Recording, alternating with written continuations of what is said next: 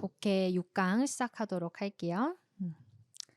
자, 우리 일단 오늘 좀 다룰 지문들은 그래도 소재가 그렇게 까다로운 편은 아니니까 여러분들이 충분히 논리 관계를 잘 잡을 수 있도록 그거에 조금 주의해서 봐주시면 좋을 것 같아요. 그러니까 오히려 소재가 어렵지 않으니까 그만큼 논리 관계를 내가 더 잘 판단하고 문장 간 관계, 이런 글의 짜임, 구조 이런 것들을 더 잘 볼 수 있어야 된다라는 얘기가 됩니다.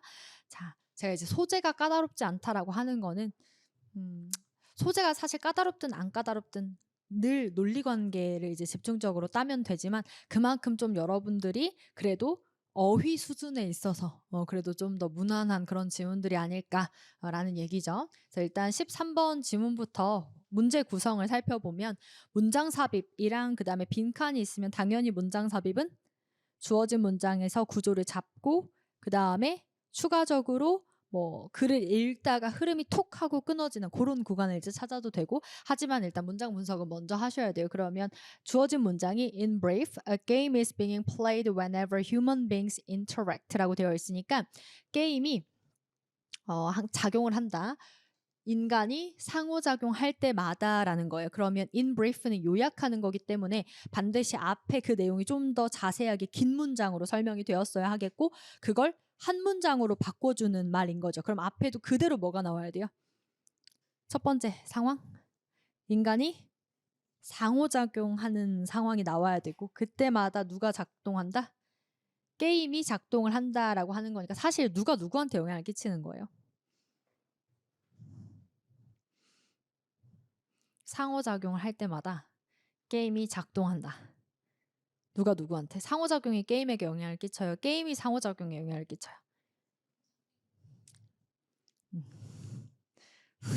자, 여러분, 목적과 결과는 만날 텐데 인간은 게임을 하려고 사나요? 상호작용을 하려고 사나요? 상호작용 하려고 사는 거죠. 그쵸? 그러면은 당연히 원인은 게임이 상호작용에 영향을 끼치는 관계여야 인과관계가 타당하죠. 그러니까 우리가 요거는 뭐 어떤 정해진 방향이 어떤 단어 때문에 생긴다라기보다는, 그러니까 우리가 그냥 사실 해석만 하면 이거 할 때마다 이렇게 된다니까 뒤에서 앞으로 그냥 화살표를 잡아버리기 쉬운데, 물론 그렇게 해서 틀리게 논리관계가 잡히는 건 아니겠지만 우리가 좀 더 이 논리관계를 그래도 아는 소재니까 좀 더 잘 이해할 수 있죠. 그러니까 요거는 방향보다 편만 잘 가르면 돼요. 편만 잘 가르면 되긴 하지만 이렇게 잡으면 뭐 때문에 그러냐면 누가 더 중요한 키워드인가에 대해서 생각해 볼 수 있어요. 화살표 항상 앞이 중요한 키워드가 보통 되거든요. 왜냐하면 앞에 것 때문에 뒤가 바뀌는 거기 때문에. 그러니까 이 문장 뒤에도 계속해서 상호작용에 대한 얘기가 나올 것인가, 이 뒤에도 계속 게임에 대한 얘기가 나올 것인가라고 하면 뒤에는 분명히 게임에 대한 설명이 계속될 거라는 거예요. 상호작용을 하는 거는 특별한 이야기가 아니거든요. 그렇죠? 그때 누가 역할을 하는 거? 게임이 역할을 한다는 게 우리한테 new information이죠. 그래서 항상 글이라고 하는 거는 우리가 어떤 게 메인 키워드가 되는지도 조금 생각을 하면 패러프레이징 연결을 훨씬 더 잘할 수 있는데, 여기는 키워드가 두 개예요. 상호작용할 때랑 게임. 그때 둘 중에 우리가 논리적으로도 누가 화살표 앞이고, 상호작용이 게임에 영향을 끼치게 되면 게임이 되게 이 목적과 우리의 결과에 해당이 되는 거니까 그게 아니고 게임이 우리 인간의 상호작용에 뭔가 영향을 끼친다, 이런 관점으로 봐줄 수 있겠고, 그런 판단이 아니라 하더라도 뒤에는 누구 이야기가 나올 거니까 상호작용하는 건 우리한테 new information이 전혀 아니죠. 뭐가 new information이요? 게임이 작용한다는 게 new information이므로 누가 더 중요한 키워드다? 게임이 더 중요한 키워드겠다.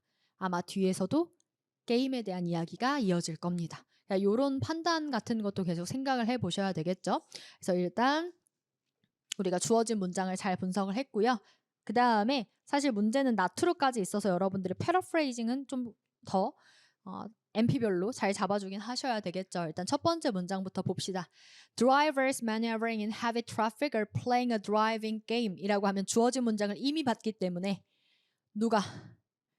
게임이 영향을 끼치는 거죠. 역할을 하는 거죠. 어디에 있어서? 인간이 상호작용하는 데 있어서가 첫 번째 heavy traffic의 맥락이 나온 거예요. 운전자들이 운전하는 이 상황. 그러면 당연히 이건 구체적인 상황일 뿐이고 뒤에 여러 가지 상황들이 나열이 되니까 in brief, 요약해서라는 표현을 썼겠죠.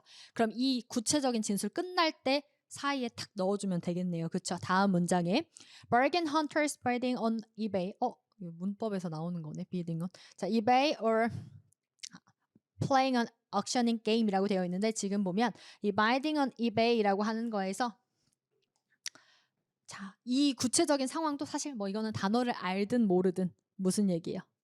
단어를 알든 모르든 인간이 상호작용하는 상황인 거니까 문제될 거 없고 그냥 얘도 뭐의 예시? 게임이 작용한다. 그쵸? 요거에 대한 예시인 거죠. 그래서 또 다른 구체적인 상황. 다음 문장에 a firm and a union negotiating next year's wage. 마찬가지 연봉 협상 이런 것도 다 내용을 판단할 필요가 없고 인간의 상호작용하는 데 있어서 뭐가? bargaining game. 그러니까 사실은 해석 자체는 얘는 이런 게임을 하는 거다. 얘는 이런 게임을 하는 거다인데 강조되는 키워드가 누구니까? 게임이니까. 그쵸? 게임으로 이 상호작용을 다 바라볼 수 있다라는 거잖아요. 그쵸? 그래서 이 내용들이 계속 반복되고 그 다음 뒤에도 the owner of a grocery store deciding today's price for cornflakes is playing an economic game. 계속 구체적인 상황들. With such a wide field of application, game theory. 일반적인 진술로 바로 넘어가 버리면 안 되겠고 그 사이가 지금 딱 구멍이 비어 있죠. 그래서 앞 내용 정리해주고 일반적 진술로 바꾼 다음에 게임 띠오리라는 걸 주어로 연결할 수 있겠죠. 그래서 앞에 거 싹 묶어가지고 일반적 진술인 in brief 따라서 요약하자면 게임이 항상 어떤 역할을 어디에 이제 작용을 하는 것이다. 인간이 상호작용할 때마다 작용하고 있는 것이다 라고 정리를 해주고 나서 그 다음에 그러한 이제 다양한 어떤 부분에서 게임 이론이 뭐가 될 수 있는 것이다. would be a universal panacea. 그러니까 보편적인 어떤 만병통치약 이런 것들이 될 수 있을 것이다인데 가정법이거든요. 그렇죠? 가정법은 현재 팩트는 아니다라는 걸 의미하기 때문에 자 일단 앞의 내용까지랑 뒤의 내용이랑 다르죠.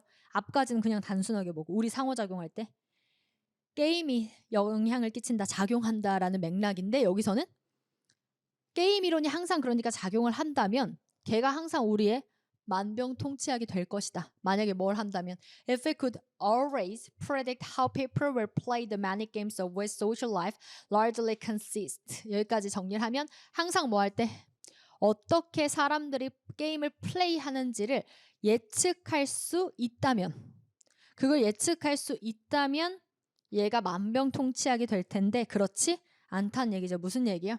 항상 predict 할 수 있는 건 아니다. 근데 여러분 여기서 예측할 수 없다로 가면 안 돼요. always predict는 always 때문에 수식어구가 붙은 상황이죠. 항상 예측하는 건 아니다. 그럼 바꿔 말하면 예측할 때도 있고 아닐 때도 있다로 이런 반반의 논리로 가야지 예측 안 된다라고 가면 안 돼요. 그렇죠? always가 없었으면 예측 안 된다인데 always predict가 붙으면 항상 예측할 수 있다의 부정어는 항상이 꺾이는 거예요. 그렇죠? 그래서 그럴 수도 있고 아닐 수도 있다. 그럼 우리가 뒤에서 볼 수 있는 논리는 해결이 앞에 게임 이론으로 뭔가 우리가 해결이 될 수도 있고 아니면 해결이 안 될 수도 있다예요. 자, 근데 더더군다나 해결 안 된다로 잡으면 안 되는 논리적인 또 이유가 있는데 그럼 이거를 뭐하러 써요? 그러니까 해결 못 한다. 그러면 게임 이론이라고 하는 거를 뭐 설명할 의미가 아무것도 없는 거잖아요. 근데 이 게임 이론을 분명히 꺼내고 설명을 하려는 데는 이유가 있겠죠. 그러니까 이걸 완전히 이런 거 못 보고 막 부정의 논리로 가면 안 된다라는 얘기입니다. 다음 문장으로 넘어가면 그러니까 만병통치약은 아닌데 해결될 때도 있고 안 될 때도 있다. But game theory isn't able to solve all of the world's problems since it only works when people play games rationally. 자, 그래서 조건을 말해주죠. 그러니까 항상 예측할 수 있다면 만병통치약이 되겠지만이죠. 그렇지만 게임 티어리는 항상 해결해주는 건 아니야. 같은 말이죠. 그래서 항상 모든 걸 해결해주는 건 아니야. 왜냐하면 이제 이유가 나옵니다. 그것은 언제만 작용을 하기 때문에 사람들이 rationally, 이성적으로, 합리적으로 게임을 할 때만 작용되기 때문이래요. 자, 그럼 여러분 여기에 조건이 붙은 거예요. 사람들이 게임을 어떻게 하면? rationally 하게 하면 그러면 색깔이 뭐가 되는 거고? 플러스하게 되고 레이셔널리하게 하지 않으면 마이너스 예측 안 되는 거고. 그쵸? 이때 마이너스 플러스는 그거 예측되는 거, 얘는 예측 안 되는 거 이야기하는 거죠. 그쵸? 그럼 다음 문장에 So it can't predict. 여러분 예측 안 되는 거 나오네요. 따라서 예측할 수 없다. 그럼 뒤에 조건은 사람들이 not rationally, 그쵸? 합리적으로 이성적으로 게임을 하지 않으면이란 조건이 나오겠죠. So it can't predict the behavior of lovesick teenagers like Romeo and Juliet or madmen like Hitler, Stalin. 딱 예시 나오죠. 그 로미오와 줄리엣 같은 완전 사랑에 미친, 그 다음에 또 그냥 진짜 정신이 미친 요런 사람들은 뭐 하는 사람들이에요? Not rationally에 해당되는 사람들이니까. 그래서 여기 보면 이성적이지 않으면 뭐 할 것이다? 예측이 안 된다 라는 거고요. 다음 문장이 however. 근데 또 꺾어요. 그럼 그 뒤에 나올 법한 건 뭐죠? 앞에 예측 안 된대요. Not rationally 하면. 그럼 뒤에는 하지만 rationally 하면 뭐 할 수 있다? 예측할 수 있다. However, people don't always behave irrationally. 딱 나오죠. 사람들은 항상 not rationally하게 행동하는 건 아니다면 때때로는 rationally하게 행동을 한다라는 얘기가 되겠죠. 그래서 뒤에 and so it isn't a waste of time to study what happens when blank. 따라서 시간 낭비가 아닐 거래요. 무슨 얘기예요? 의미가 있을 것이다. 뒤에 걸 연구하는 것은. 그럼 이거는 뭘 지지하기 위해서? 게임 theory를 연구하는 것 자체가 의미가 없지 않다라는 이야기를 해줘야 되겠죠. 그래서 여기는 누구 자리예요? 게임 theory를 의미 있게 만들어줘야 되는 그런 자리가 되겠죠. 자, 그래서 빈칸에 들어갈 말을 고르면, 자, 여기는 어쨌든 간에 게임 이론이 의미가 있게 만드는 건 어디예요? 사람들이 rationally하게 작용할 때를 이야기하기 때문에 그때 일어나는 걸 연구하는 것은 시간 낭비가 아니라 의미가 있다. 따라서 여기 해당 부분의 중요한 MP, 사람들이 어떻게 생각할 때? rationally하게 생각할 때가 여기 딱 들어가면 되는 데 있죠. 보자마자 people put on their thinking caps. 여기서 thinking caps가 무슨 뜻인지 몰라도 그래도 사람들을 수식하는 속성이 뭐예요? thinking이라는 것에 위치하고 있을 때, 즉 생각을 할 때죠. 그럼 얘가 이꼴 뭐랑 만나요? rational이랑 만날 수 있겠죠. 근데 다른 선지는 어때요? people behave just as they please? 아니고 people keep to their own way of thinking. 더 아니죠. 자기 방향만 고수하면 더 비합리적인 거죠. people sacrifice their own interest for others. 자기 그 interest 희생하고 이런 얘기 아니죠. 그러니까 뭐냐면 B, C, D가 전부 다 rational 쪽이 절대 될 수 없기 때문에 내가 아무리 단어를 몰라도 그래도 누구는 rational이랑 연관돼 있으니까 thinking은 그쵸? 연결이 되어 있는 단어니까 답은 A라고 고를 수 있어야 되겠습니다. 그쵸? 이렇게 정리하고 들어와서 그래서 계속해서 결국 사람들이 rational하게 행동을 한다면 예측하는 게 의미가 있다 라는 이야기죠. 다음 문장에 Most of us at least try to spend our money sensibly. 자, 우리 중에 적어도 그러니까 적어도라는 게 뭐예요? 다 그런 건 아니어도 적어도 돈과 관련된 것만큼은 우리가 되게 sensibly하게 쓰려고 한다. 그게 무슨 얘기예요? rationally하게 생각하려고 한다. 그러니까 이것과 관련해서 뭐 할 수 있다? 예측할 수 있다라고 하겠죠. 그래서 and we don't do too badly much of the time or economic theory wouldn't work at all. 이런 것들이 전혀 작동하지 않는 게 아니다. 그래서 여기까지 정리하시면 되겠고요. 그럼 결국 처음부터 끝까지 잡히는 논리는 얘가 핵심 논리죠. 그래서 게임 이론이라는 게 우리의 다양한 상호작용에 영향을 끼치는데 뭐 하면?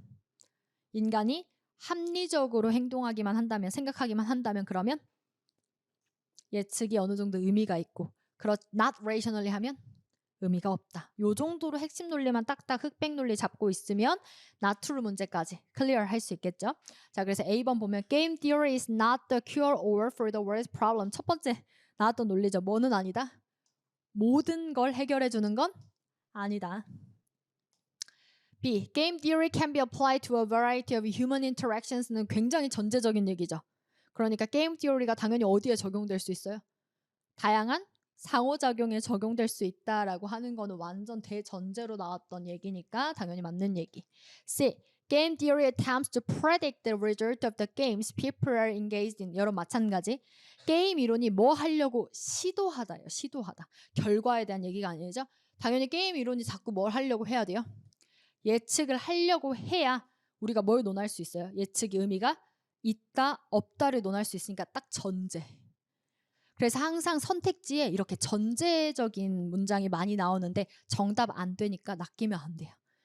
그래서 요거는 다시 어떤 이야기를 하기 위해서 게임 이론이 예측할 수 있다, 없다를 말하기 위해서는 원래의 시도 자체는 뭐 하려는 시도를 보여야 돼요. 예측을 하려는 시도는 당연히 가지고 있어야 되는 거. 그러니까 이런 건 본문에 등장하고 안 나오고의 문제가 아니에요. 전제예요. 그 다음에 D. Even if people do not act according to reason, game theory still maintains its validity라고 돼 있어요. 그러면 자 사람들이 reason에 따라 행동하지 않을지라도부터 틀렸죠. 그쵸? 않을지라도 본 적 없어요. 우리는 않으면을 봤지. 그쵸? 그럼에도 불구하고 막 예측할 수 있고 이런 게 아니죠. 그쵸? Not rational 하면 그냥 뭐인 거고 예측 안 되는 거고 rational하게 하면 그래도 예측할 수 있는 거 이런 얘기지. Even if의 논리는 전혀 나온 적이 없다라는 얘기죠. 그래서 game theory still maintains 틀렸죠. 여전히 예측할 수 있다. 의미가 있다? 아니다. 그쵸? 그래서 얘는 논지 반대니까 정답은 D. 그럼 여러분들이 지금 봤을 때 제가 어떤 선지는 뭐 이제 나투를 똑같이 본다 하더라도 트루 판별할 때 핵심 논리라고 말할 때가 있고 전제라고 말할 때가 있고 뭐 틀린 거 판별할 때도 관련 없다고 할 때가 있고 논지의 반대다 이렇게 할 때가 있고 뭐 판단 보류를 할 때도 지엽적이다 뭐 이런 식으로 말할 때가 있죠. 이런 판단이 왜 중요하냐면 여러분들이 본인이 자꾸 어디서 틀리는지를 아셔야 돼요. 나는 어떤 문장에 잘 낚이나 그러니까 나는 좀 전제를 판단할 때 좀 어렵다. 아니면 지엽적인 걸 판단할 때 어렵다. 이런 식으로 본인에 대한 좀 이 약점을 알고 있어야 여러분들이 의식적으로 선택지를 판별할 때 이거 전제야? 이거 핵심 논리야? 이런 것들을 더 판단하려고 하겠죠. 그렇게 하면서 점차 교정을 할 수 있는 거니까 제가 계속해서 이 선지를 고르면 어떤 거다 라고 얘기를 드리는 거예요. 그러니까 본인이 고른 거나 또는 헷갈렸던 거 멈칫했던 거 이런 선지들이 어떤 선지인지 한번 조금 체크를 해보시는 것도 좋습니다. 그래서 여기까지 정리를 하고요. 자, 그 다음에 넘어가서 14번 지문 보겠습니다. 14번 지문은 mainly about이랑 그 다음에 두 번째 author suggests that human beings feel threatened when blank라고 되어 있으면 자 필자는 인간이 위협을 받는다라고 이야기를 한대요. 이거 하면 그러면 얘가 중요한 거죠. 뭐 할 때 마이너스 되는지. 그럼 뭐 할 때 마이너스가 된다라는 건 어떤 거 하면 색깔 플러스란 이야기가 나올 수도 있겠네요. 항상 흑백 논리. 그러니까 본문에서 보통은 반대편이 나오면 그 반대편에 한 번 더 꼬아가지고 물어보는 경우도 많고 본문 자체 논리가 둘 다 등장할 수도 있고 뭐 물론 하나만 등장할 수도 있고 그렇지만 우리는 늘 항상 양쪽 편을 다 체크해야 된다라는 얘기죠. 자 그리고 넘어와서 단락이 두 개니까 단락별로 MP 최소 일단 하나씩은 잡아줘야 되는 거죠. 첫 번째 단락 보겠습니다. We human beings order the world according to categories that we take for granted simply because they are given. 여러분 여기서 가장 중요한 거 인간은 세상을 order 정돈한다 라는 거죠. 뭐에 따라서? 카테고리에 따라서. 그러면 우리한테 키워드가 될 수 있는 거 뭐에 따라서? 카테고리에 따라서 세상을 질서 있게 order, 정돈한다라는 이야기가 되겠죠. 그리고 카테고리는 어떤 카테고리냐면 우리한테 되게 당연하게 여겨지는. 왜냐하면 그냥 그게 주어졌으니까. 자 여기서 중요한 내용으로 paraphrasing, 반복이 되겠죠. 다음 문장 볼게요. They occupy an epistemological space that is prior to thought and so they have extraordinary staying power 이라고 돼 있는데 they가 받아오는 게 뭐죠? 복수네요. 인간이 이런 영역을 차지하는 걸까요? 인간이 이런 영역을 차지해서 엄청난 힘을 가지고 있는 걸까요? 인간 말고 categories, 그렇죠? 받아오는 말 정확하게 categories가 반복되고 있습니다. category가 우리의 어떤 존재론적인 영역을 차지하고 그래서 그것들이 엄청 특별한 그런 힘을 가지게 된다라는 게 힘은 화살표 앞, 뒤. 힘, 앞. 그렇죠? 화살표 앞에 있는 애가 파워를 가지고 있다. 얘가 무언가를 바꿀 수 있는 힘을 가지고 있더라. 라는 내용이니까 당연히 데이가 받아오는 게 뭐여야 돼요? categories. 그래서 반복되는 키워드는 category라는 걸 알 수가 있습니다. 다음 문장에 when confronted with an alien way of organizing experience, however, 따라서 대조의 쟁점마저도 누가 반대로 꺾여요. 우리가 어떤 상황에 직면할 때 무언가를 organizing 한다는 건 카테고리로 나눈다라는 걸 이야기를 하죠. 그런 게 alien way, alien, 외계인 막 이럴 때 쓰는 거죠. 그러니까 나랑 맞지 않을 때, 이질적일 때. 그래서 맞지 않은 상황에 직면하게 되면이네요. 그러니까 무슨 얘기냐면 카테고리가 안 맞으면이죠. 그러니까 반복되는 쟁점이 계속 누구예요? 카테고리에 맞냐 안 맞냐 요 얘기가 되겠죠. 계속해서 우리는 카테고리에 대한 걸 보고 있다는 거예요. 카테고리가 안 맞으면 we sense the frailty of our own categories and everything threatens to come undone 이라고 되어 있어요. 즉 사실 더 정확하게 말하면 뭔가가 이게 order가 사실 카테고리의 결과죠. 그래서 다 같은 쪽으로 체크해도 상관없어요. 그냥 어차피 다 같은 말이어서. 근데 조금 더 명확하게 구분하면 이러면 우리는 뭐를 깨짐을 느끼냐? 카테고리 자체가 맞다 안 맞다 안 맞다고 느낀대요. 그러니까 카테고리가 맞아야 뭐라고 느끼고 order 되고 있다고 느끼는 거고 카테고리가 안 맞으면 order 되지 않는다라고 느끼는 거고 그때 모든 것들이 위협받는데요. 색깔 마이너스 되더라. 우리 벌써 그 문제 정답 찾았네요. 뭐 할 때 플러스 카테고리에 맞아 들어가면 플러스 카테고리에 안 맞으면 마이너스 요렇게 지금 잡힌 거죠. 다음 문장에 자, things hold together only because they can be slotted into a classificatory scheme that remains unquestioned. 여러분 그럼 무언가가 hold together 사물이 뭔가 이렇게 딱 존재한다라는 거는 결국은 어떤 상황에서만 가능할까요? 어떤 상황에서만? 카테고리가 딱 들어 맞을 때만. 그래서 because가 예측이 가능하죠. 그러니까 어디에 딱 할당이 돼 있을 때 classificatory하게 할당이 되어 있을 때. 그러면 pigeonholing is therefore an exercise of power 이라고 되어 있는데 여기는 뭐 단어 뜻 알라고 하는 게 아니죠. 이게 어떤 an exercise of power 힘을 가지고 있다면 계속해서 뭐가 그러니까 카테고리 분류가 힘을 가지고 있다. 그냥 계속 같은 편으로 넘어와 주면 되는 거죠. 다음 문장에 all social actions flow through boundaries. 다시 모든 사회 행동은 이거에 따라 흘러요. 뭐에 따라? category 그쵸 분류하는 거에 따라서 그래서 boundaries determined by classification schemes. So whether or not they're 안 중요하죠. 이러든 저러든 상관없이 항상 뭐에만 들어맞으면 category에만 들어맞으면 우리는 색깔 플러스하게 여긴다. 그러면 일단락 논리는 이게 다네요. 그렇죠. 일단락 논리 다시 우리는 카테고리에 맞으면 그게 사실 세모랑 같은 방향인데 결국 구분하고자 하는 건 뭐가 쟁점이 된 거예요? 카테고리에 맞냐 안 맞냐가 읽어 내려오니까 계속 쟁점이 돼서 이 부분으로 정리를 해주면 될 것 같아요. 그렇죠? 그럼 다시 카테고리에 맞으면 색깔 플러스 카테고리에 안 맞으면 마이너스 이렇게 지금 우리 논리 정리된 거죠. 다음 단락 봅시다. 단락이 왜 바뀌었을까? Or animal life. 여러분 단락 왜 바뀐 것 같아요?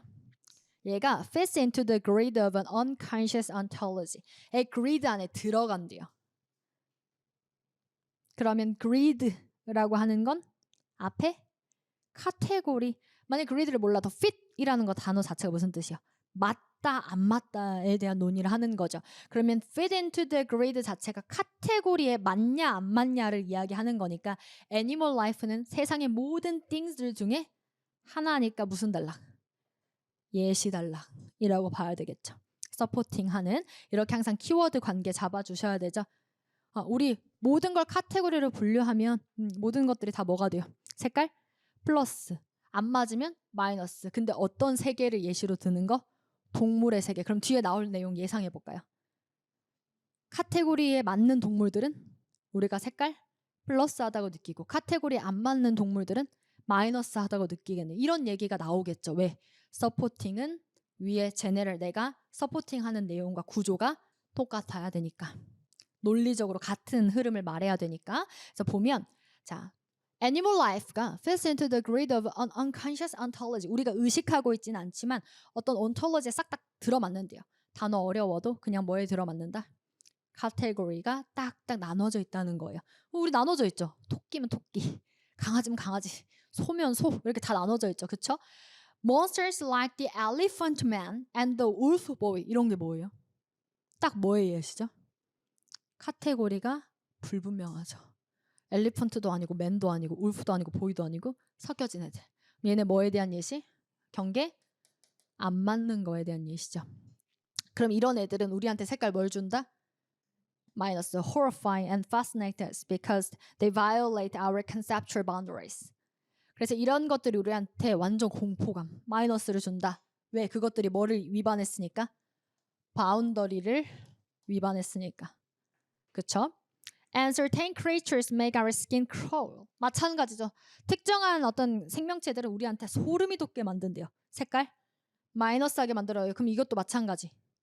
경계를 깨트렸기 때문이죠. 구분 카테고리에 안 들어맞으니까. 그래서 뒤에 보면 because they slip in between categories. 그래서 slip in이 딱 무슨 표현이에요?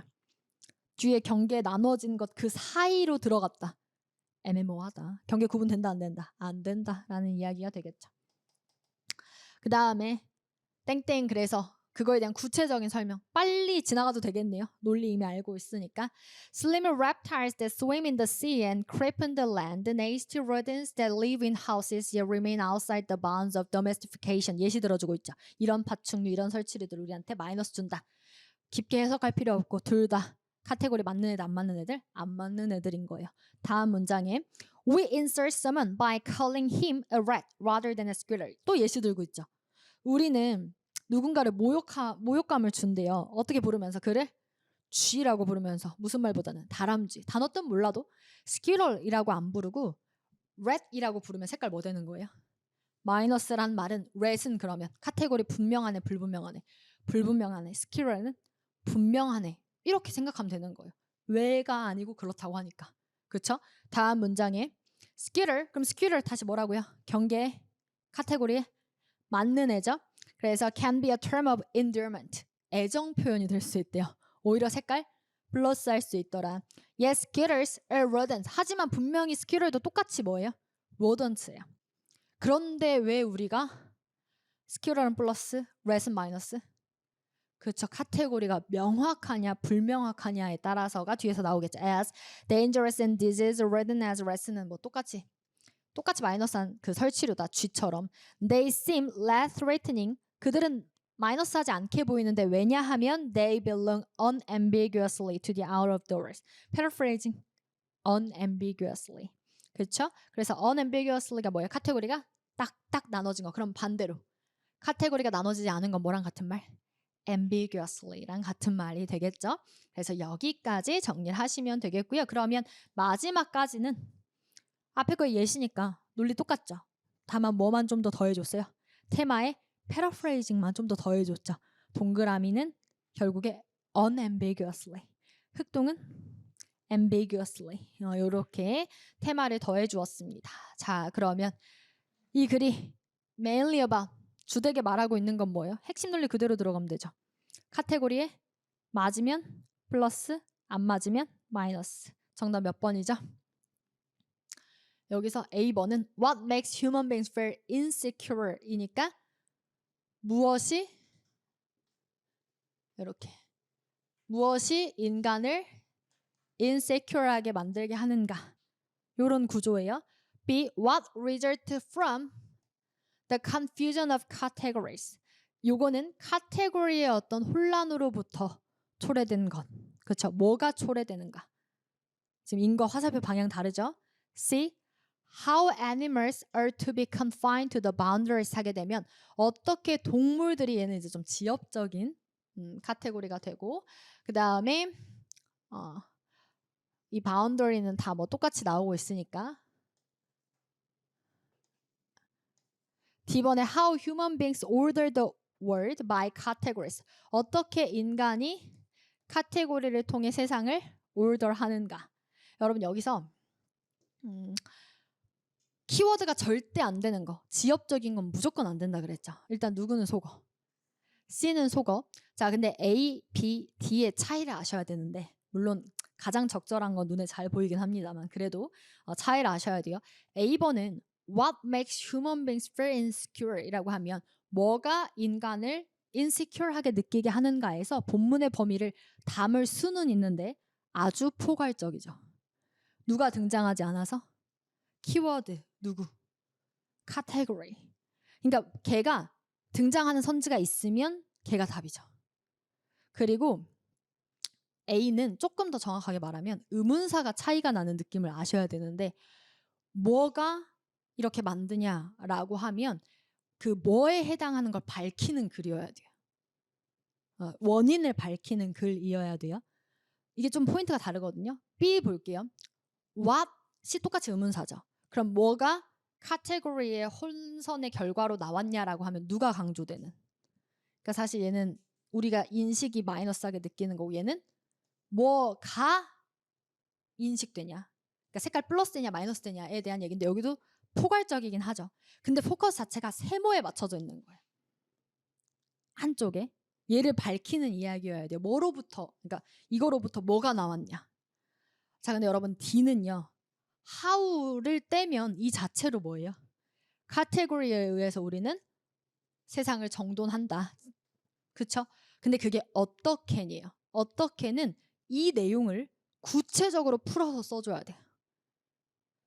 그러니까 동그라미를 밝히는 게 핵심이냐, 세모를 밝히는 게 핵심이냐, 아니면 이 둘의 과정을 계속해서 반복적으로 잘 이해시켜주는 게 핵심이냐가 지금 이 문제끼리 달라요.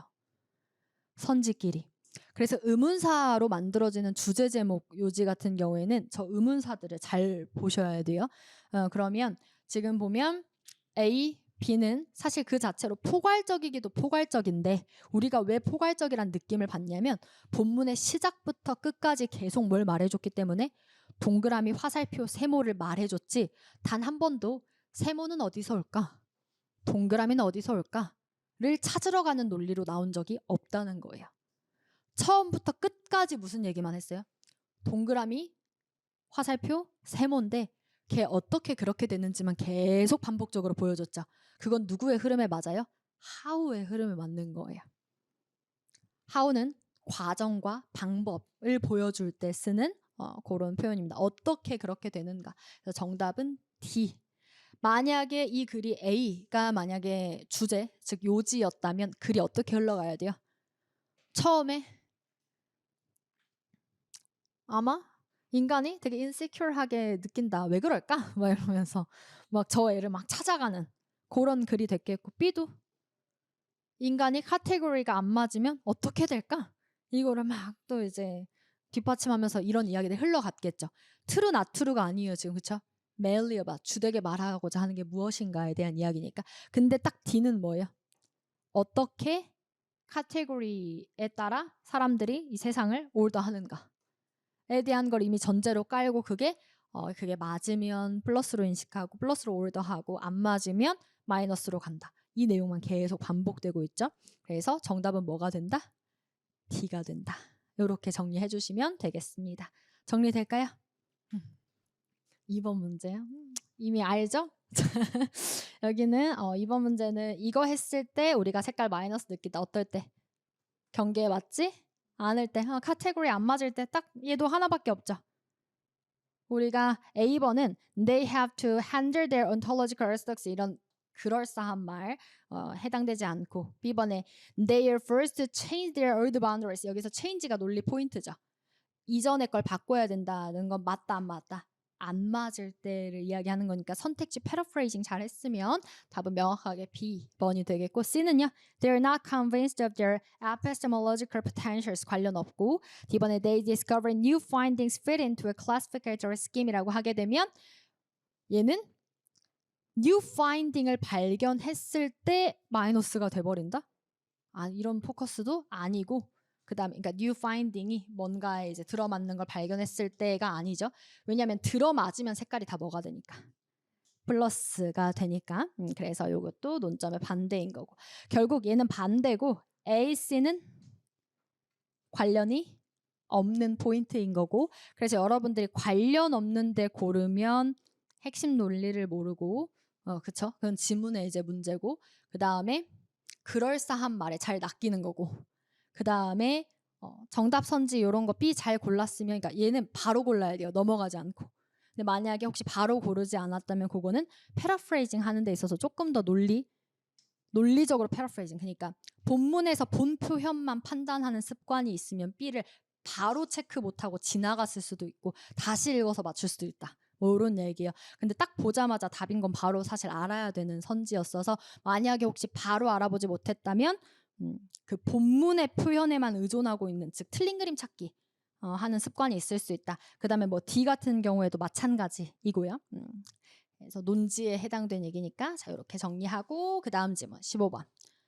자 여기 문제 타이틀이랑 그 다음에 여기 not the feature that collaborative robots니까 그냥 로봇 아니고 collaborative 로봇 요거의 특징 아닌 거 고르라고 하니까 얘의 특징 적어도 4개 이상 나올 수 있고, 근데 정답은 반대편 쪽 속성에서 나올 수 있으니까 본문의 로봇이 뭔가 특징이 대조될 수 있겠다라는 포인트 체크 한번 해보고, 아닐 수도 있지만 그래도 늘 반대편은 잡아야 돼요.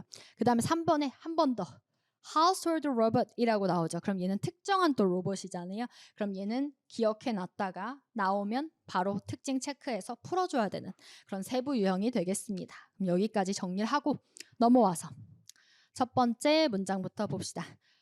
자, 그럼 우리는 이미 문제를 통해 뭘 파악하고 있냐면 이 글의 키워드는 로봇이고, 로봇의 뭘 파악하는 특징, 속성을 파악하는 게 우리가 주되게 할 일이다라는 걸 알고 있죠.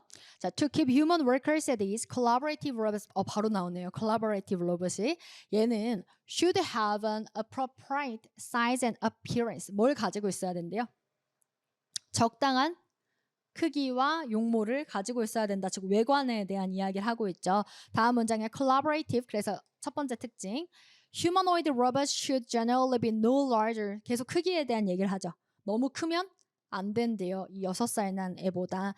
그러니까 그게 a size most adults reckon they could overpower if necessary. 그러니까 그게 어느 정도의 크기냐면 성인이 자기가 필요하다면 제압할 수 있을 정도의 크기여야 된대요. 그러니까 크기가 너무 크면 안 된다. 뭐 어차피 읽어봤자 그냥 크게 크면 안 된다. 이런 얘기고, 다음 문장에 to interact smoothly with people, robots will also니까 열거죠.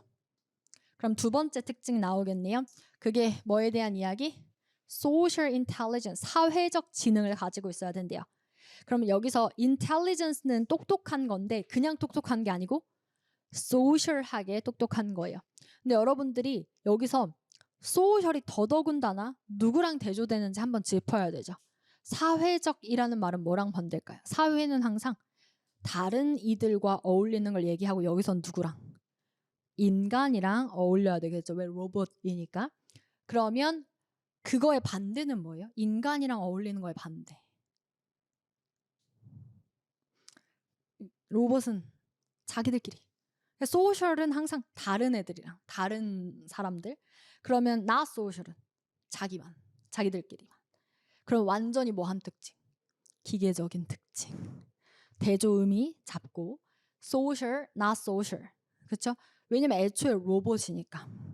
로봇이 소셜하다는 건 로봇이 다시 누구랑 잘 지내는?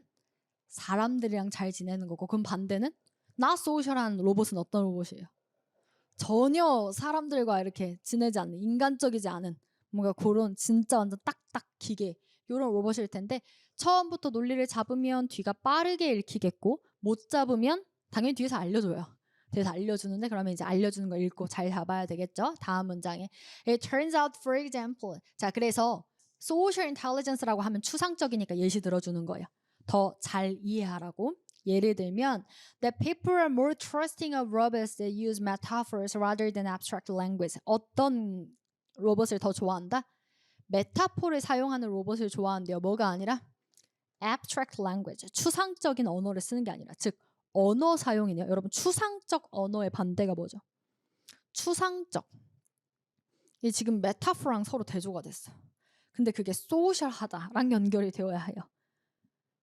그럼 언어를 abstract한 언어를 안 쓰고 metaphor를 쓴다. 근데 그게 social, 사람들과 잘 소통할 수 있게 해줘야 되겠죠. 그러면 이 abstract language는 사람들과 소통하기 어려운 말이겠죠. 그래서 그런 어려운 말보다는 좀 더 쉬운 비유 같은 거 이런 거 아마 써주는 그런 맥락이겠죠. 다음 문장. Robots' gauges must also be carefully programmed lest there make someone uncomfortable. 그 다음에 뭐까지? 시선 처리까지도 아주 carefully하게 디자인되어야 된대요. 뭐 할 수 있도록? 그 시선이 사람들을 불편하지 않게 만들 수 있도록이니까 시선을 뭐하게? comfortable 해야 색깔 플러스 할 수 있다. 근데 사실 얘는 굳이 소셜에서 안 나눠도 될 것 같고요. 그냥 뭐 같이 묶어도 괜찮을 것 같죠? When a person enters a room, robots inside should pause for a moment and acknowledge the newcomer, a sign of difference that puts people at ease. 그러니까 누군가 방에 들어왔을 때라는 구체적인 상황으로 예시를 들고 있죠. 누군가 방에 들어왔을 때 로봇이 잠깐 멈춰야 된대요. 멈추고 새로운 사람을 인식해야 된대요. 그건 어떤 사인이냐면 difference, 존중의 어떤 표시래요. 그게 이제 사람들을 뭐하게 느끼게 해주는? 편안하게 느끼게 해주는. 그래서 또다시 무슨 또 구체적인 상황 나왔어요? 잠깐 멈추고 difference를 표현해주고. 힘드네요. 그죠? 사람들 비위 맞추는 거 아니에요? 그죠? 이렇게 뭐 할 줄 알아야 돼? 기계가? 소셜 할 줄 알아야 된다로 좀 묶을 수 있겠죠. 지금 다. 그래서 여기는 제가 크게 나누지 않고 소셜 맥락이 계속 이어지는 걸로 보고 있습니다. 다음 문장에 It will probably be a decade or two at least before home assistants or companion robots will be nimble and intelligent enough to zip autonomously through houses performing chores. 근데 아마도 10년에서 20년은 적어도 더 걸릴 거래요. 뭐 될 때까지 이렇게 홈 어시스턴트 또는 컴패니언한 로봇이 진짜로 우리가 이제 쓸 수 있게 될 수 있을 때까지는 우리가 이 자동적으로 이런 것들을 수행할 수 있을 정도로 엄청 똑똑해지려면 오래 걸릴 것이다. 갑자기 이 얘기 왜 나와요? 중요한 얘기인가요? 안 중요한 얘기죠. 그냥 부연 설명. 그러면 다음 문장에 They must also be capable of displaying empathy or they will be rejected. 바로 다시 속성으로 넘어가는 거 볼 수 있죠. 그러니까 앞문장 같은 건 별로 안 중요하니까 빼버리고 정리하면 우리는 요 정도 패러프레이징만 받은 거죠. 어떤 로봇이라고? 앞에 걸 Home Assistant 또는 Companion. 친구 같은 그런 로봇. 그러니까 친구 같은 결국 뭐의 맥락이야? 소셜한. 그리고 사실 어떻게 보면 크기랑도 이어지는 거죠. 되게 내가 친근하고 뭔가 소셜, 인간이랑 같이 잘 지낼 수 있는 그런 로봇을 원하고 있다. 마지막이 아니죠. 뒤에 더 있으니까. 자, they must also be capable of displaying empathy or they will be rejected. 마찬가지. 그들은 또한 뭘 보여줘야 돼요? 공감. 힘들다 힘들어. 그죠? 공감해줘야 되고 그 다음에 they will be rejected. Head of a social robotics team at the University of 블라블라 쭉 나오는데 그러니까 이렇다라는 걸 이 사람이 말을 했다라고 갑자기 전문가가 등판을 했어요. 그럼 전문가 등판도 이유 없이 하지 않죠. 왜 해요? 서포팅 하려고. 근데 뭔가 그럼 서포팅 하는 맥락이 앞에 거랑 당연히 이어지겠죠. 그러니까 무슨 얘기 계속 하고 있으니까 이 로봇들이 계속 친근함, 뭐 empathy, 공감이라는 거 하는 건 사실 또 누구한테 공감하는 거예요? 그쵸, 사람한테 하는 요 맥락이 계속 이어져야 되겠죠. 그럼 또 이제 뭐 실험 연구니까 내용은 안 바뀌고 뭐만 체크? 패러프레이징 포인트만 잘 체크하면 되겠죠. 다음 문장에 Her teams care about robots crunch data from 60 other household sensors that monitor door and cupboard hinges blah blah blah blah 이런 거 하는데 중요한 건 실험 결과니까 If medicine isn't taken, say, the robot may alert relatives or the hospital. 무슨 얘기요? 약 이제 안 먹으면 로봇이 알려주는 거예요. 근데 여러분 여기까지는 친근한, 그러니까 소셜한 또는 임파스를 보여주는 거예요? 안 보여주는 거예요? 안 보여주는 거죠. 그래서 사실 여기까지는 패러프레이징 안 해도 되지만 그래도 우리 같이 생각해보면 반대편 테마가 뭐죠?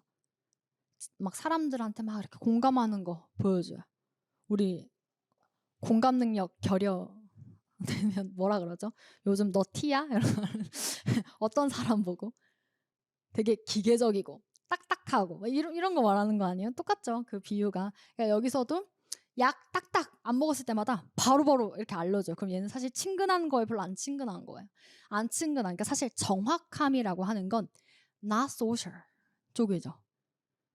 mechanical 한 거니까 되게 약간 그런 거에 대한 이야기를 하고 있는데 몰랐어도 모르면 계속 읽어야죠. 같은 패러프레이징 나올 때까지. 하지만 여러분들이 이 반대 테마를 알고 있으면 뭘 알 수 있냐면 아직 나올 내용이 안 나왔다는 걸 알 수 있어요.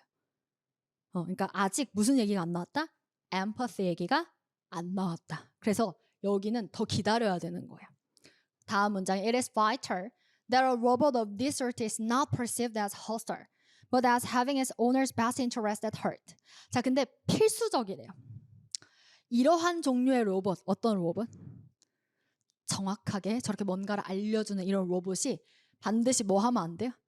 호스타일 하면 안 돼요. 근데 그럼 앞의 상황으로는 충분히 뭐로 느낄 수 있다는 거예요. 호스타일까지는 아니어도 그쵸? 좀 어쨌든 간에 사실 뭔가 너무 딱딱 이렇게 정확하게 느껴질 수 있지만 반드시 어떤 속성을 가져야 돼요? 진심으로 위해주는 그런 포인트를 가져야 된다. 그러니까 여기서부터 이제 누구 얘기가 나오는 거예요? empathy 얘기가 나와야 되죠. 그러면 아직 이 로봇이 empathy 갖고 있는지 안 갖고 있는지 말해줬어요? 안 말해줬어요? 아직 안 말해줬죠. 뒤에서 무조건 나와야 돼요. 그럼 다음 문장에 one way to do this가 그래서 나오는 거예요. 이걸 보여주는 한 가지 방법. 그게 바로 뭐냐면 is to give robots the ability to make mistakes. 기계가 뭐 하게 하는 거? 일부러 실수하게 하는 거. 우리도 그 한국어 표현에서 되게 많이 쓰지 않나요? 그 막 실수 없이 너무 완벽하고 정확한 사람 우리 뭐라 그래요? 인간미 없다 그러잖아요. 그렇죠? 그러니까 인간미라는 게 뭐예요? 계속 인간 실수할 수 있다. 기계적이지 않다. 정확하지 않다. 약간 이런 맥락으로 지금 계속 테마가 연결되고 있는 거죠. 그래서 이 사람이 program the humanoid asthma robot made by Honda to make occasional harmless mistakes. 뭐 하도록 만들었어요? 이 기계가 계속 실수하도록. 근데 harmless 별로 해를 끼치지 않는 그런 실수를 일부러 하게 만들었다는 거예요. 뭘 느끼게 하기 위해서? empathy, social, comfort 이런 것들을 느끼게 하기 위해서 일부러 그랬다는 거죠. 자, 그래서 다음 문장에도 when it comes to household robots 우리 문제 풀어야 되는 애 나오네요. 그래서 집에서 쓰는 이런 가정용 로봇은 test subject prefer those that adder over infallibility. 뭐보다 뭐를 선호한다 사람들이? 실수하는 애들. 뭐보다? 실수가 없는 애들보다. over는 항상 비교대조로 이렇게 쓰죠. 얘보단 얘를 더 선호한다. 에러가 있는 애를. 그래서 정리하면 마지막까지 뭐에 대한 예시? 소셜한 또는 뭐 empathy 뭐 어떤 말로 정리해도 상관은 없는데 그런 걸 가진 로봇을 사람들이 선호한다라고 끝났습니다. 자, 그러면 특징은 사실 뭐 크게 외적인 거 그다음에 좀 내면으로 좀 느낄 수 있는 거 이렇게 크게 두 가지 맥락으로 볼 수 있을 텐데 어쨌든 둘 다 이런 앞으로의 그 collaborative 로봇의 주된 특징으로 정리할 수 있겠죠. 자, 그러면 이렇게 정리를 하고 타이틀 문제를 풀면 자, 그럼 여러분 이 타이틀이 자, 다시 방금 앞에 거가 되게 메인 키워드가 collaborative robot 그러니까 이런 로봇의 특징이 되는 거죠. 자, 근데 논리적으로 잘 생각해 보셔야 돼요. A번 a new breed of robots 논리 가르는 단어 new 그러면 이런 거 그냥 긋는 거 아니에요. 항상 생각하셔야 돼요. 범위에 맞는지 안 맞는지. 왜? 포괄은 냅둬야 되거든요. 자, 다시 new의 반대는 뭐죠? old. 그럼 기존 로봇과 다른가예요. 기존 로봇과 같아요? 달라요? 다른 거죠. 그리고 사실 중간에 딱 한 번 나왔어요. 얘 아직 만들려면 오래 걸려. 아직 이런 로봇은 나온 적 없어요. 그러니까 사실 엄청 큰 포괄적인 범위에서 new robot이라고 하면 틀린 범위는 아니란 얘기예요. 자, 이런 걸 소거하지 않는 게 나중에 필요해요. 이건 좀 상위권 학교에서 많이 내는 좀 이제 타이틀 문제인데 범주가 너무 포괄적으로 느껴져도 일단 소거는 하지 않고 기다려볼 줄 알아야 된다. B번에 Modern Robots Friend or Foe 얘는요. 친구냐 적이냐 이거는 본문의 테마가 뭐여야 돼요? 플러스냐 마이너스냐에 대한 얘기인데 본문의 마이너스에 대한 건 둘이 대립하는 이런 얘기 아니니까 초점의 포커스가 맞지 않고요.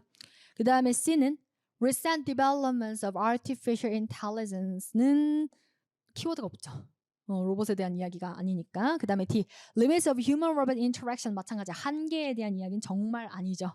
그 다음에 이 conflict도 정말 아니죠. 그러면 너무 아닌 것 빼고 정답 몇 번이요? 상대적으로 A가 되더라.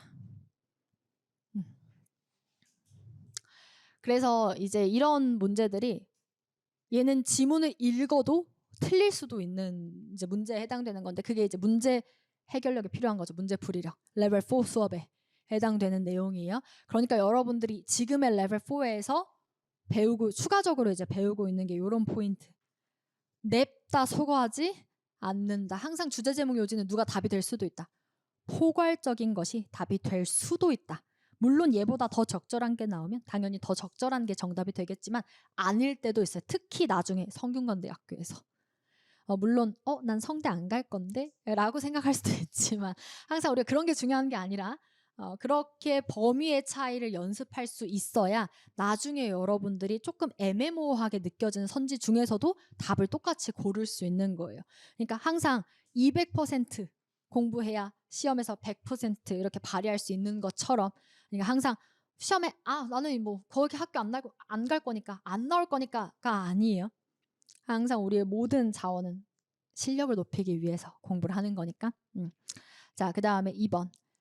Collaborative robots 마찬가지. Collaborative robots은 우리의 메인 키워드였다는 걸 이제 지문을 다 읽고 알았죠. 그럼 얘가 가져야 되는 특징은 다 뭐예요? 크기가 적절하거나 싹 다 소셜 쪽이거나 그쵸? 그럼 반대는 뭐죠? 기계적이고 정확하고 막 이런 거죠. 인간미 없고. 누구죠? 그렇죠. 지금 critical reasoning 딱딱 어때요?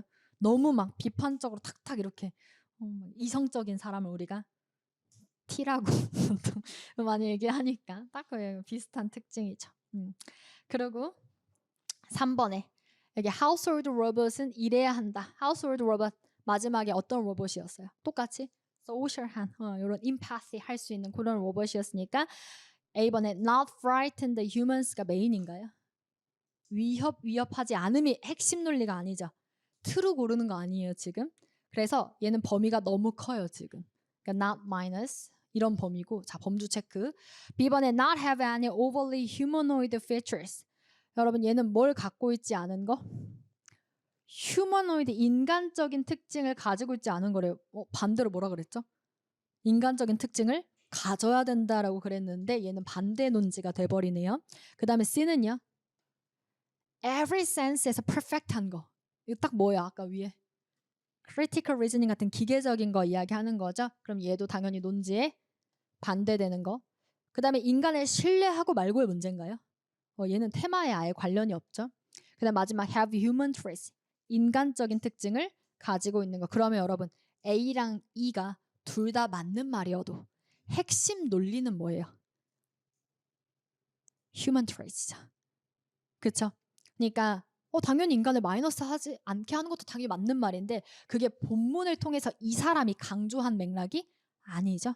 이 사람이 강조한 맥락은 정확하게 human traits. 그래서 여러분들이 계속해서 독해 문제 풀 때 맞고 안 맞고가 아니에요. 본문의 핵심 논리를 바탕으로 항상 정답을 고를 것. 그럼 여기 핵심 논리는 무엇이니까? human traits가 되니까 그래서 정답이 2가 되더라. 이렇게 정리하시면 되겠죠? 자, 그래서 여기까지 이제 정리를 하고요. 그러면 여러분들이 이제 오늘 본 지문들은 특히나 이제 조금 더 포커스를 두고 정리할 것은 문제풀이라고 하는 이런 관점에 있어서 본문에서 나온 핵심 논리 가지고 정확하게 범위 같은 걸 좀 판단할 줄 알고 선택지 패러프레이징 할 줄 알고 이런 것들에 대해서 생각하시면 되고 그리고 자꾸 그 문제를 풀면서 결국 내가 핵심 논리를 맞게 잡았는지 안 잡았는지를 확인할 수 있는 거죠. 사실 내가 풀고 있을 때부터 아는 거예요. 그러니까 정답과 아예 별개예요.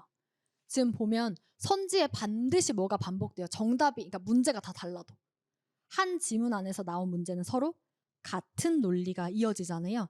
근데 내가 이럴 땐 이렇게 풀고 저럴 땐 저렇게 풀고 이게 맞는 말인가 틀린 말 막 기준 없이 고민하고 있다는 것 자체가 뭐가 오류? 지문이 오류예요. 그래서 지문에서 먼저 논점 자체가 맞으면 사실 문제 풀 때 굉장히 깔끔하게 딱 맞는 말들은 눈에 보여요. 적어도 틀린 말들은 뭐 관련 없고 애매하면 지엽적이면 안 보일 수 있어도 그래도 맞는 말들은 분명히 눈에 공통적으로 띄거든요. 그래서 여러분들이 사실 해설지가 없어도 여러분들이 이 시선으로 문제를 풀면 스스로 정답에 대한 확신을 가질 수가 있고 시험장에선 그 확신이 필요해요. 답안지를 못 보잖아요. 그렇죠? 그래서 시험장에서는 결국 그 확신이라고 하는 건 여러분들이 문제로 확인할 수 있어야 돼요. 얼마나 편안하겠어요. 내가 잡은 포인트가 선지에 나올 때마다. 잘 잡았구나. 이런 거 느낄 수 있겠죠. 그걸 느끼려면 그러니까 뭐에 대한 구분을 계속 하면서 읽으셔야 돼요. 핵심 논리, 핵심 논리가 아닌 것을 구분하면서 읽으셔야 무슨 경험이 쌓여요. 문제에서 핵심 논리들이 선지로 나오는 거를 스스로 확신할 수 있게 되고 그렇게 되면 아마 다 맞을 거예요. 그 내가 잘 잡았다고 느끼는 거는 다 맞을 거고 그리고 설령 논지 반대는 뭐 어디 하나에서 이제 뭐 그 논지를 잡을 때 반대편으로 꼬여가지고 그런 거겠죠. 그런 거 잡는 건 좀 덜 어렵고 근데 막 관련 없는 거 고르거나 이런 것들이 좀 더 이제 핵심 논리를 정리하는 법에 대해서 좀 더 연습을 많이 하셔야 되는 부분이죠. 그러니까 여러분들이 막 그런 얘기 많이 한단 말이에요. 제가 근데 맞게 푼 건지 맞게 공부를 하는 건지 잘 모르겠어요는 수업의 목적을 다시 한번 생각해 봐야 돼요. 문제 선지에서 건들면 맞게 푼 게 맞아요. 그렇죠? 선지에서 안 건들면 잘못 읽은 게 맞고요. 여러분들이 이미 해설지를 보기 전부터 제 수업을 듣기 전부터 알고 있다는 얘기예요. 맞게 읽었는지 틀리게 읽었는지 그거를 꼭 스스로 풀 때부터 확인할 수 있게끔 하는 걸 이 경험을 쌓으셨으면 좋겠어요. 그러면 시험장에서도 확신하실 수 있을 거예요. 그래서 그런 공부를 좀 잘 해나갈 수 있도록 합시다. 그래서 오늘 수업은 이렇게 마무리할게요. 수고하셨습니다.